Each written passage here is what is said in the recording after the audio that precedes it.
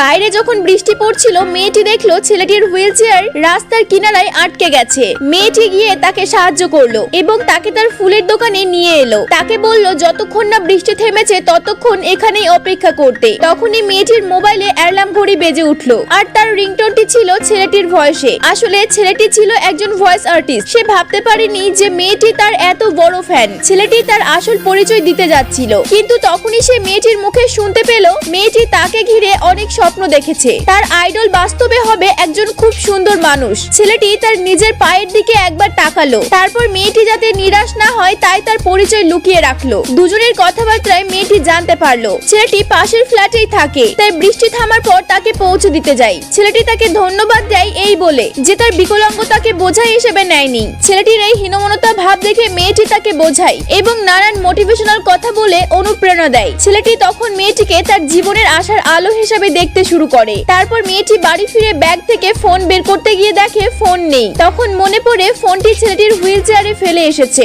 এরপর মেয়েটির ফোন বেজে উঠলো। ছেলেটি বুঝতে পারলো মেয়েটি ফোন নিয়ে যেতে ভুলে গেছে। তার মা বারবার কল করায় ছেলেটি এমার্জেন্সি ভাবে কলটা তুললো। ছেলের ভয়েস শুনে মেয়েটির বয়ফ্রেন্ড ভেবে তার মা ফোন কেটে দিল। পরদিন সকালে মেয়েটি ফোন নিতে ফ্ল্যাটে এলো, কিন্তু সে জানতো না ছেলেটি কোন ফ্লোরে থাকে। তাই সে সান্তা ক্লজ সেজে সকলের দরজায় গিয়ে নক করে গিফট দিতে শুরু করলো। এইভাবে 13 নম্বর ফ্লোরে গিয়ে ছেলেটিকে দেখতে পেল এবং সে দেখলো ছেলেটির ছোট ভাই তার ক্লাসমেট ছিল। ছেলেটি তাকে ফোনটি দিল এবং তার মায়ের ভুল বোঝার কথাটি বলতে যাচ্ছিল, কিন্তু তখনই মেয়েটিকে একটা কাস্টমার ফোন করলো এবং সে দৌড়ে বাড়ি চলে গেল। ছেলেটির ছোট ভাই বুঝতে পারলো যে তার দাদা মেয়েটিকে পছন্দ করে, তাই সেদিনই দুপুরে মেয়েটির দোকানে ফুল অর্ডার করলো। মেয়েটি ফুল দিতে এলো এবং ছেলেটির ভাই তাকে মিথ্যা করে বলল যে তার দাদার জ্বর এসেছে, তার একটু দেখাশোনা করতে। মেয়েটি রাজি হলো। তারপর মেয়েটি তার আইডলের প্রিয় জিনিসগুলি ঘরে দেখতে পেল। ছেলেটি তার পরিচয় ফাঁস হয়ে যাবে ভেবে সে বলল আমিও তার ফ্যান। আর তখনই মেয়েটির মায়ের ফোন আসে। মেয়েটির মা তাকে তার বয়ফ্রেন্ডের ব্যাপারে জিজ্ঞাসা করে। তখন ছেলেটি ফোনটা কেড়ে নিয়ে তার মায়ের ভুল ভেঙে দেয়। ফোন রাখার পর মেয়েটি ছেলেটিকে বলে তুমি কি আমার বয়ফ্রেন্ড হবে?